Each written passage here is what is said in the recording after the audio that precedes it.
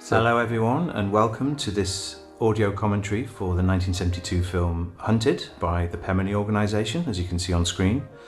My name's Sam Dunn, and I'm delighted to say that I'm joined with the film's director, Peter Crane. Hello, Peter. Hello, Sam. It's a pleasure to be here.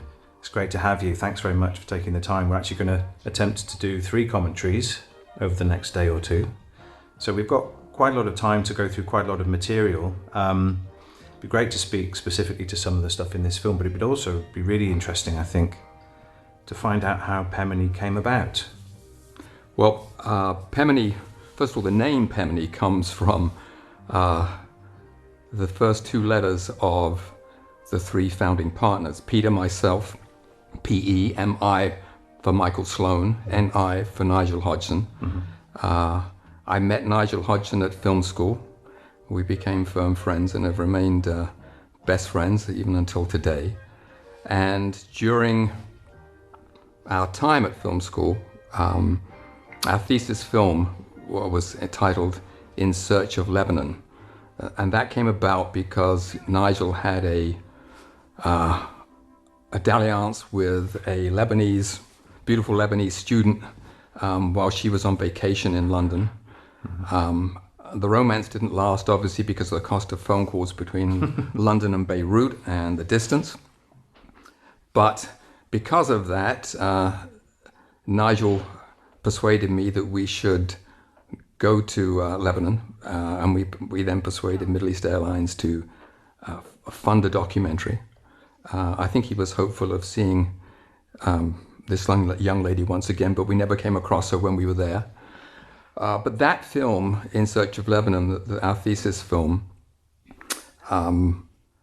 enabled me to get a job when I left film school, teaching film production to students at the Medway College of Design. Mm-hmm. A little strange to have someone who hadn't actually ever made a film other than a documentary at film school teaching film production to other students. But that supported me, and at the same time, while we had been at film school, I worked as a soda jerk in a American hamburger restaurant in London called the Yankee Doodle. The Yankee Doodle was on Binney Street, almost opposite Selfridges. And into that restaurant one day came a would-be actor by the name of Michael Sloan, who earned his living working in the lighting department at Selfridges. And Michael introduced himself to me as a writer. And there I was in my soda jerk uniform, making him a milkshake. And I said, well, coincidentally, I'm a director. And he said, well, would you read a script of mine? And I said, sure. And that resulted in, he gave me the script for Hunted a couple of days later. Uh-huh.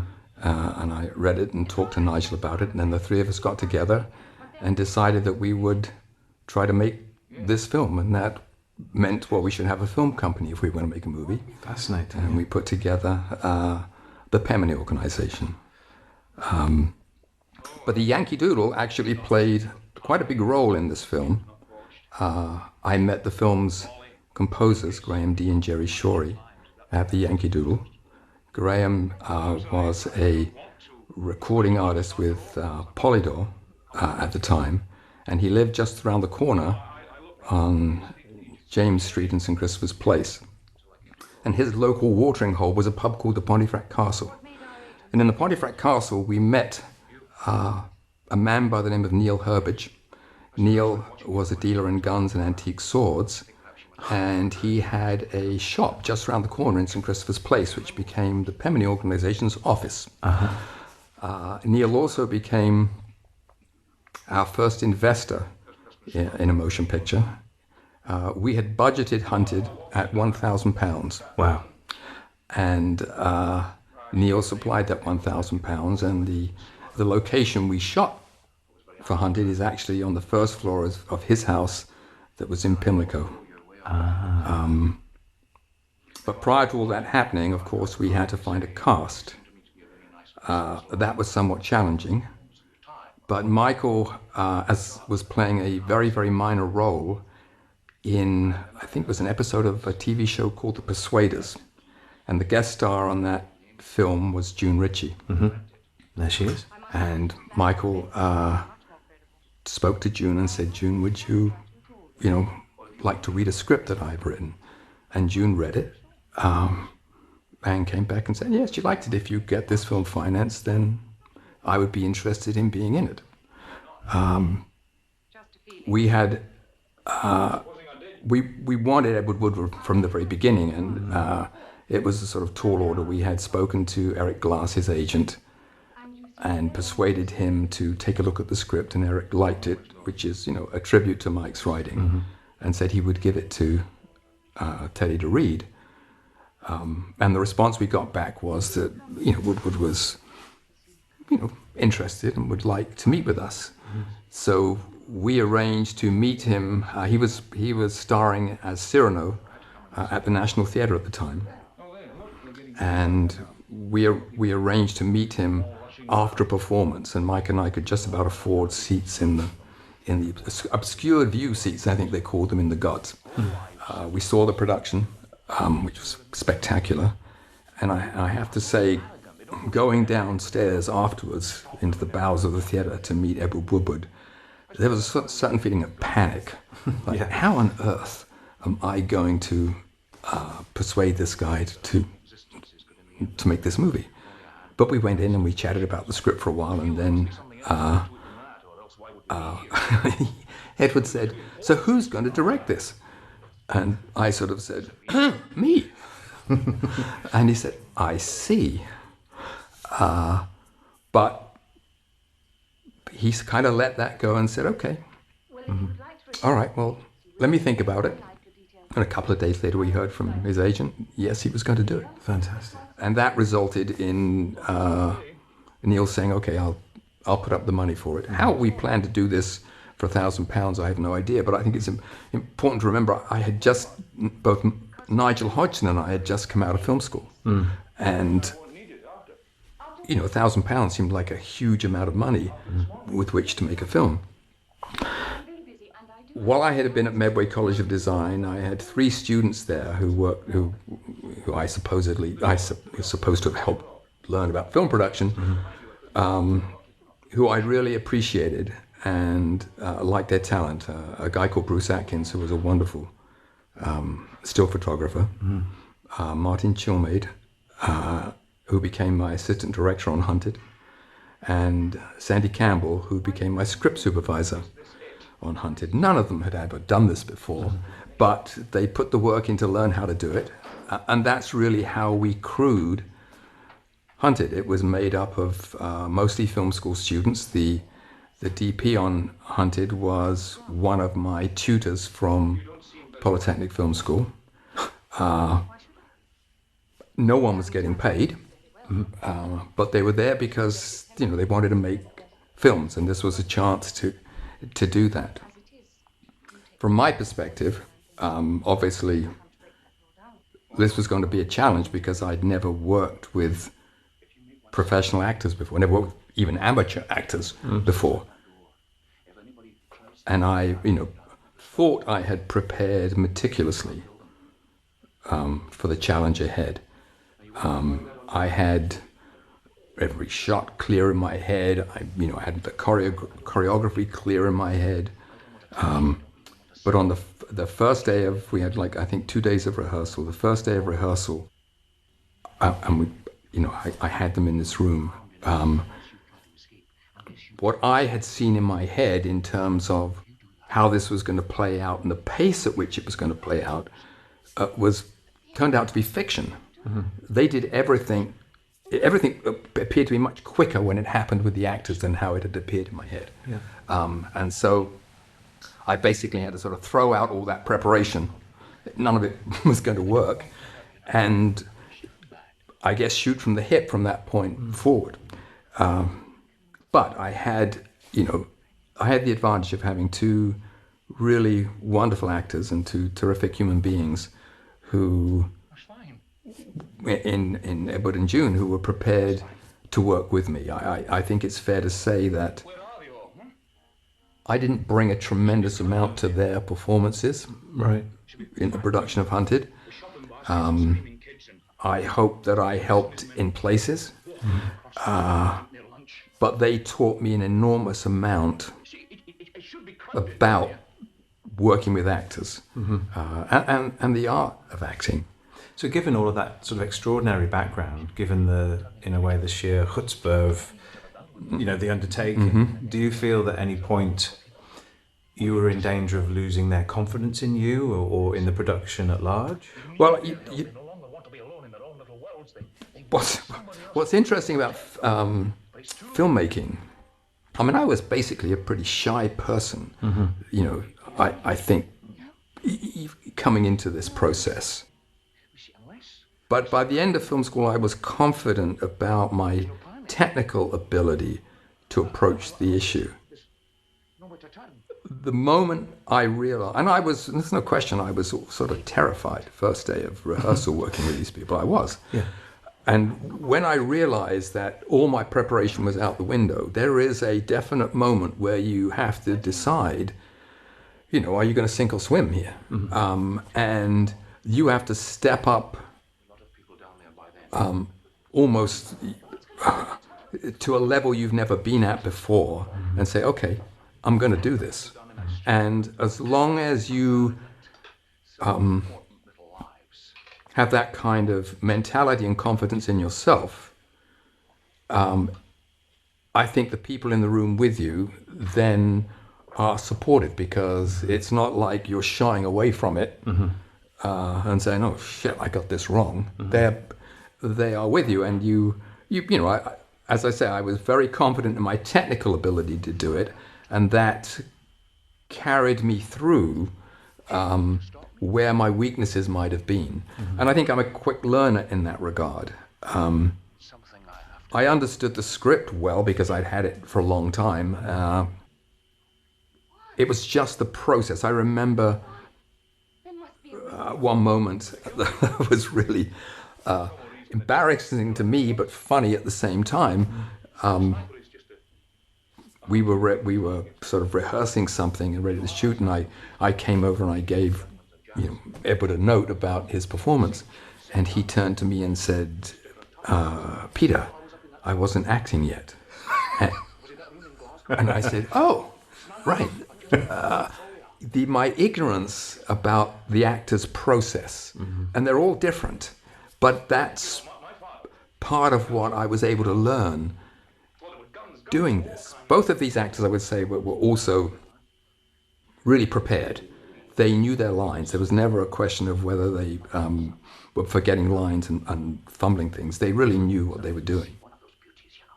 But June had a different process to Edward's process. Edward liked to say the lines, but not necessarily perform them. So in the rehearsal, while you were getting the timing right and getting the marks down and working for the camera and stuff, he was most of the time saying the lines. June liked to get into that performance from the very beginning.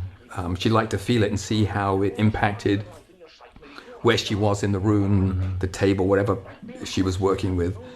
So they were slightly different, and that's something I had to learn and be able to monitor so that I didn't interfere with their performance. Because a lot of the time when you're a director early in your career, you can just as easily spoil a performance as help it. Sure. And I think that's something you have to learn. You're there in part to protect the actor from making mistakes and help them to do what they do well. You cast Edward Woodward for a reason. Yeah. You cast June Ritchie for a reason. And if you get everything right, then they will give you what it is they're capable of giving you. And do you happen to know, after you'd approached them and they'd agreed to take part in the production, do you happen to know whether they, independently of you, had been in touch with one another, or whether they even spent any time rehearsing, or was everything done? It was under your? Yes, no, they didn't. They met on the set. I see. Well, they met on the set, and I picked up Edward for the first day rehearsal and shooting. I borrowed my father's car, picked him up from his home, and you were his chauffeur. I was his chauffeur. I brought him to the set. So we had those moments together coming in to sort of get to know each other a little bit. And he's a super generous guy, very funny. June and I had spent a little time with, I think I'd had dinner at June's house prior to shooting, so I had gotten to know her just a little bit. When I brought Edward to the set, he discovered that his dressing room was a converted coal cellar, which we had lined with black polystyrene. June, because this was Neil Herbert's house, we'd given June a room, and each of them did their own makeup. Each of them basically did their own wardrobe. We didn't have a wardrobe department or a makeup department. They were coming ready to work, kind of thing. Wow.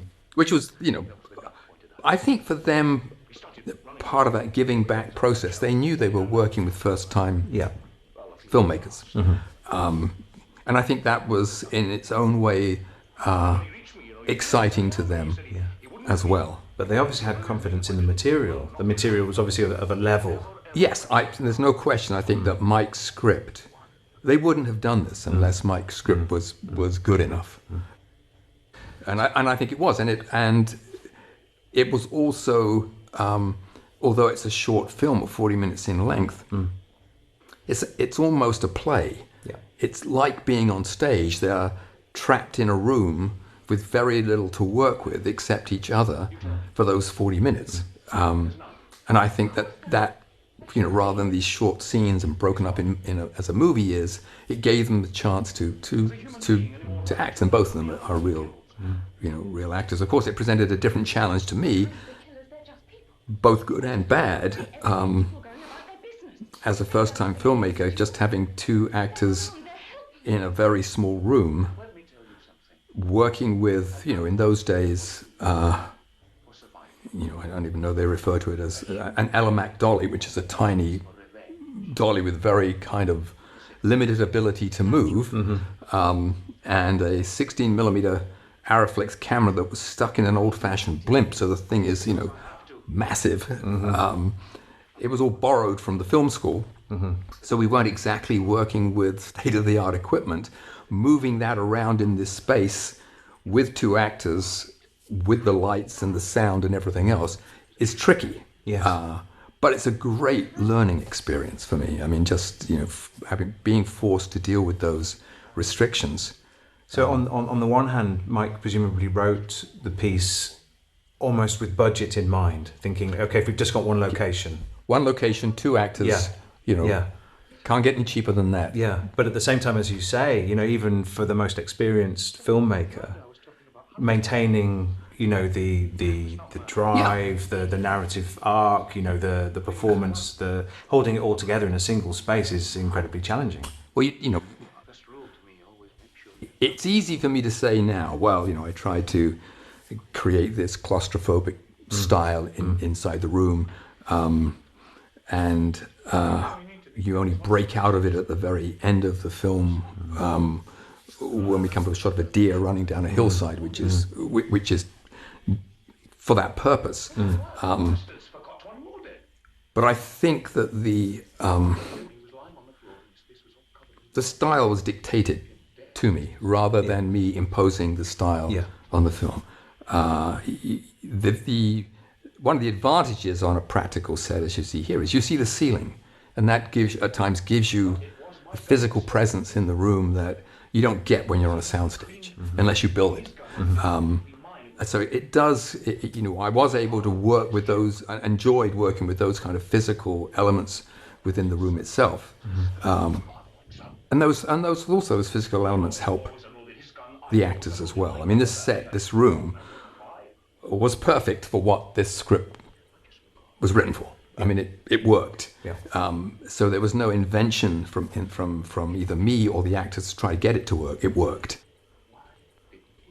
In terms of any kind of dressing, the sign that we see outside of the window, presumably that was added on the to let sign. Yeah. Because that looks, it looks like you actually found somewhere that was maybe on the market. No, this was Yeah, no, this was, we obviously, there's a little bit of dressing, and that's to Bruce Atkins, who doubled both as our still photographer on this and as our art director. One of the other things that happens for first-time filmmakers, certainly in the UK at that time, filmmaking was very unionized then, very unionized. And it was a closed shop. If you were in the union, you could work. If you weren't, you couldn't get in the union. So that if you were working at a very low budget, obviously you were pulling your technicians from film schools and people who were prepared to work for in this case a deferred payment. You would get paid if the film made money. But basically, you knew you were working for nothing, and you were working for experience. So you had to work below the radar of any kind of union involvement. And I'm not saying negatively about the unions. It was a closed shop at that time. And as a person that wanted to work in film, I had to find a way to make films, and as did the technicians that I worked with. But that journey for them was the beginning of their careers as well. And had you worked on other features and other sets prior to this? During one of the smartest things I did when I was at film school, I looked for opportunities to work on film sets, and they'd get posted every now and again on the notice board, But as you can imagine, most of us who were at film school, I came from a photographic background into film, if we would prefer to work in the camera department. That was what we knew something about. That's what we wanted to do. So it was actually quite competitive to get into the camera department on a film because everybody wanted to do that. So I used to apply for the sound department gigs because nobody wanted to do sound. Right. And I recall the very first film where I actually worked as a sound technician was on a movie called The Yes Girls, directed by an American director, Lindsay Shunteff. And it was, in those days,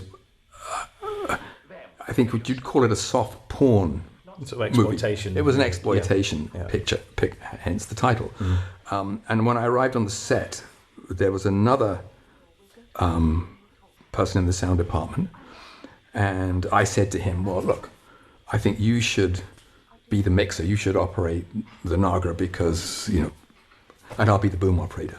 And he said, no, you be the mixer and operate the Nagra, and I'll be the... Neither of us had any experience in sound whatsoever, and we took it in turns to be the mixer, the boom operator, and we clearly wrecked the sound on this movie. It was, and we did get, the two of us, we did get our first professional review, which read something like, the only thing worse than the story in this film was the sound. So there was my first professional review, but I learned a lot about sound recording at that time, and therefore as so I probably worked on 6 or 7 movies during that final year, which gave me a feeling for a film set. There's a different language spoken at film school in those days than there was on the film set. The term for a light was, at film school, they'd refer it with a strict technical term, and then you went on a film set and it had a nickname. So you had to learn the language of a film set to be able to operate smoothly on it, and that had helped me enormously. When I eventually came to be producing and directing myself, and that sound recording experience. The one thing you learn, I think, as a sound recordist on the set is that you're the last man to be given any time. They can spend hours in this complicated lighting setup, and you try to find a way, okay, where will I be able to get the mic in? Because in those days, pretty much everything was boomed in. And so you would find these kind of positions, and then there would be some last minute changes, and then, okay, the assistant director said, "Okay, we're ready. Let's shoot this." And you, as the well, wait a minute, I got where am I going to get my boom in? And the sound mixer's going, "Hey, you got to give us a couple of minutes." And I took that, and I've used it throughout my career to make sure that whatever sound crew I'm working with, that they know I'm going to take care of them, and give them time to work. And it's a tremendously important part of the cost factor of making films, because if you don't get the sound right, number one, you may be doing retakes during the shoot, and number two, you may be having to voice people afterwards. And some actors and actresses are great voice artists, and some of them have a hard time. So there are costs involved. Get it right the first time, and you have saved a tremendous amount of money. And you spoke about the fact that these two actors kind of wardrobed themselves and did their own makeup and so on and so forth. And when we were watching this just the other day, I made a comment about Edward Woodward's coat and whether it was kind of significant that he was kind of like a wolf in sheep's clothing, or whether because he's wearing a kind of fur or a skin, whether he is the hunted, like the deer at the end. You weren't quite so sure of that, but you told me an interesting story about him looking after his own wardrobe and his own character decisions. I think with a lot of actors, when he came in his wardrobe and said, "Look, this is what I'm thinking about wearing. That looks great." But it's only the more experienced you become that you realize that for him it was more than just the right thing to wear. It was something that he used as part of his characterization. The cravat that he's wearing there. Why did he wear that? He didn't have to wear that. It could have been an open-neck shirt. That wasn't Teddy. He didn't always wear a cravat when he was there. It was a deliberate choice of character for him. And what we will never see, unfortunately, because as you know, there is a lost portion of film. Well, actually, I know, but maybe we should expand on that for the listeners. We shot Moments as a 40-minute film. Hunted, as a 40. Sorry, we shot Hunted as a 40-minute film, but we realized subsequently that to sell the film into foreign territories, and particularly foreign television territories, that we were probably short 10, 12 minutes. And so after we'd finished the film, and actually we'd already, I believe we'd finished shooting Assassin, the second film, we went back and shot a 12-minute sequence for Hunted that is a prequel to what you're seeing at the moment. And that story tells of Edward's character as a young boy going out hunting with his father. And his father was a very avid hunter, and this kid did not want to be a hunter. And we shot the film up at Aviemore in Scotland. And the young Edward Woodward is actually played by Tim Woodward, Edward's son. Fascinating, wow. And Paul Whitson-Jones plays the father. And during the course of that sequence, his father shoots and kills a deer and goes down to sort of secure the trophy. And the young Edward Woodward is played by Tim, is watching his father do that. And at some point he raises the shotgun to his eye and lines up his father in the sights. And he's, whatever overcomes him at that moment, he pulls the trigger and shoots his father, which ties in beautifully to the storyline of Edward here. This is why Edward is doing what he's doing. John Drummond, his character, is doing what he's doing in this film.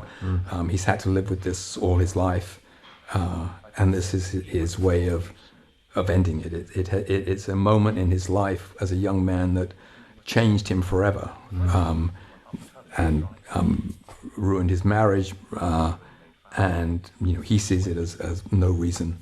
There's no reason to go on, and that is very much, I think, also tied into why Woodward chose the sheepskin jacket. Yeah. It's all part of that build up in his character and to eventually what he does here. So if we see the film as in fact is the case with this edition, without the prologue or the prequel part, are we meant to take away that degree of concreteness around what happens with the death of his father? Because it's spoken of as potentially an accident, isn't it? Yeah, he never admits that that's why he did it. I think you can take it, if you know it, that's the way you'll take it. Yeah. But you don't have to know that way. Michael, when he wrote this, drew from an incident that took place in Texas. There was a shooting similar to this in Texas where a man was firing at the police, the purpose of which was to get the police to fire at him. It was, I don't remember the backstory, but that's where this came from. And there's a reference to a Glasgow incident as well. A Glasgow incident as well. Where we got into trouble with this is after the film was finished. We were incredibly lucky, and it wasn't out of any kind of planning. At that time, motion pictures in the UK were released as double bills. There was an A movie and a B movie. And the problem for the distributor was that that took up about 3+ hours of cinema time to see both of these films. And the distributors wanted to make that turnaround quicker, so they began to go with an A movie, which is why you were paying to go into the cinema, and they used to put a lot of travel logs with that. They were like, 20-minute travel log. You could now turn the program around quicker. You could sell more ice cream. You could do all of those things. And we came along with the audience, tended to feel cheated, and we came along with a 40-minute drama that had 2 major stars in it. And the distributors thought, oh, this is great. We are really going to service our audience here. And we weren't sure how we were going to sell the film. We sent it to Frank Paul at Rank, I think, at the time. And he happened to be having lunch with Pat Williamson, who was the head of UK distribution. And we got a phone call that afternoon from Frank saying, send it over to Warner Columbia, which we did. They looked at it, asked us to come in and said, we would love to distribute this.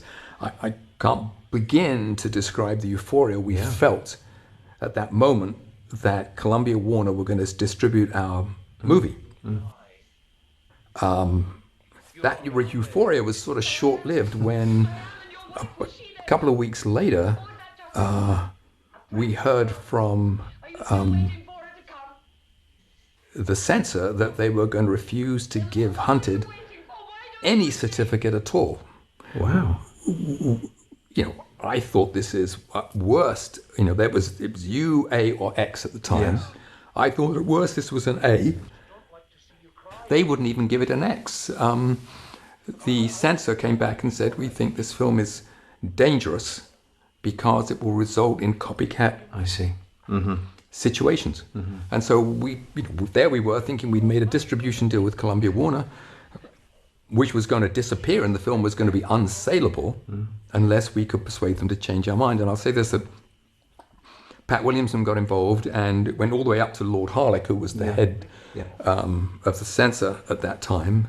It took 3 or 4 months, but they eventually rescinded the order and they gave us an X certificate. Right. That did impact us because an X film restricts you to who you can be put out with and therefore potentially your audience. But at least we did get a release. But the release was about a year after we delivered the film rather than 2 or 3 months later. Right. And presumably the BBFC weren't asking for any cuts or anything because it was an overall tonal issue. Exactly, it was a tonal issue. Sure.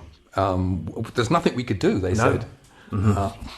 So there were a couple of months of panic there when we were trying to figure out what we could. And was this partly then influenced by you referred earlier to the incident in Texas, and there's the incident in Glasgow? Was it partly because there was something in the air? It wasn't in the abstract that they were concerned about copycat. It was.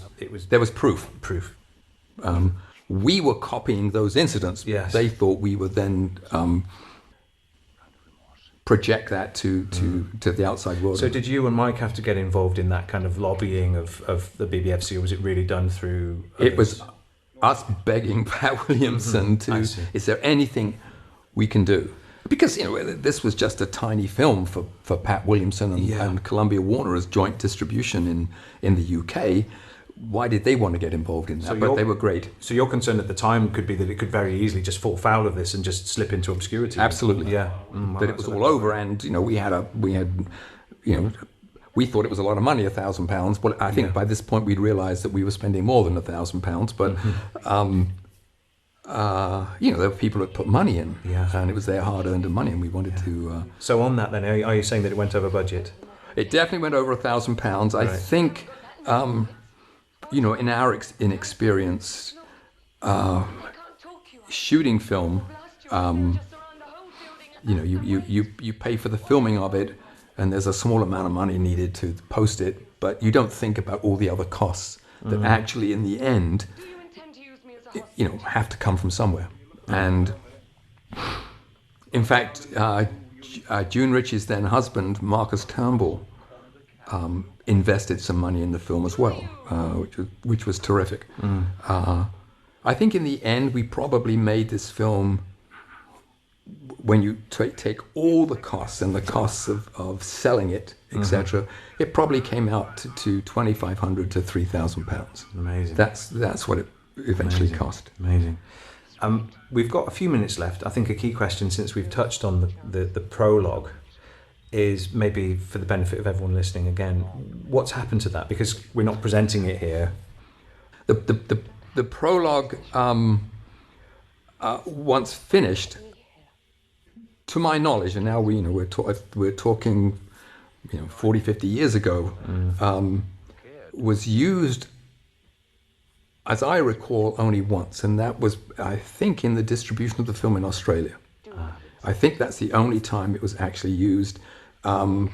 We had processed this film at Studio Film Labs in London. They no longer in existence, and at some point when they stopped working, we or somebody was probably offered the negatives back, but that would have been a later partner, David Jackson, and I have a suspicion it all went. The company was no longer in existence. Our company was no longer in existence. Would this be in the 80s, perhaps? This would have been in the 80s, yeah. Yeah, it just it went the way, and it's a great shame because Tim Woodward's performance was fabulous, just absolutely fabulous. Well, we might conduct further searches before the release, and hopefully this will make no sense at all, and the prologue will be on there when people are watching it. But no. I have a funny feeling that we won't manage to get it. Well, okay, just before Edward, does his final act, is there anything else you'd like to say about the film, about the performances, about what we're seeing on screen? Well, I am, again, I haven't seen this film for over 40 years, and I'm thrilled with their performances. I think that they really did a terrific job here. When it's interesting over time how you look at people and you look at performances, and just I'm gratified for them and for me and the audience that the performances are so strong. We should say as well, and just make a quick mention of the fact that this and the other two films, the other two Pemberley films that presented on Blu-ray, are all from prints that were preserved in the BFI. Yes. And actually, a lot of work's gone into making them look as good as they do, but part of that has been that we've had to resort to some inserts from tapes to patch up. Now, I think we both agree, don't we, that although it's not ideal, it's, I think it's remarkable that you guys have been able to get these prints and use the prints as the basis for these visuals, that they are as close to what we originally shot as they can be. This film, was shot on 16mm film, blown up for distribution. No, it's looking pretty good. I'm very happy with what you were able to do here. Yeah, it's a shame about those tape inserts, but I think they're so fleeting. I think that I don't think it interrupts the audience's appreciation of what they're seeing. Well, there we go. There's Edward getting what it seems he wanted. Getting what he wanted. Yeah. This is a kind of recurring theme in some of Mike's early scripts. Yes. Yeah, there are guns and windows abound. Guns and windows abound in his films. work. Yeah. Well, Peter, thanks so much for taking the time. Thank you. Have this trip down memory lane. And I'll see you again on Assassin. Thank you for letting me display this. It's great.